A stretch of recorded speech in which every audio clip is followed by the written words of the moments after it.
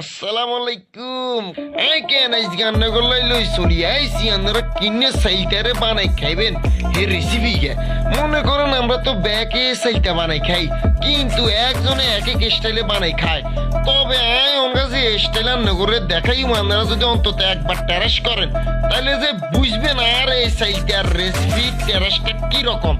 আপনাকে কাছে বিনীত অনুরোধ আপনারা অন্তত একটা বার আইস এনে দেখামো হেন্নে হেন্নে করি খাইবেন তাহলে যে বুঝবেন আর স্টাইলের স্বাদটা রান্না করতে কে লাগে। তো যাই হোক আয় কেন অনগা মূল রেসিপি চলি যাই কি সাইতে গেরে একবারে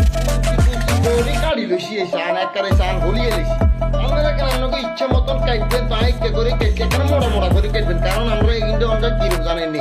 আর শিশু যদি আমরা শেষি আয় দিনের জন্য দেখামো আর মতন যদি আমরা যদি শেষি শেষি করেন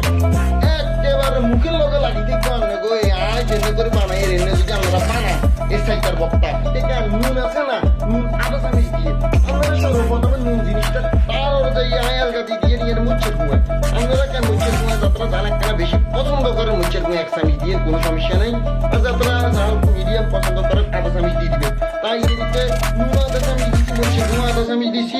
আলগা আমরা কি এগুলো মায়ে দুই ফেলতে এতে কোনো সমস্যা নেই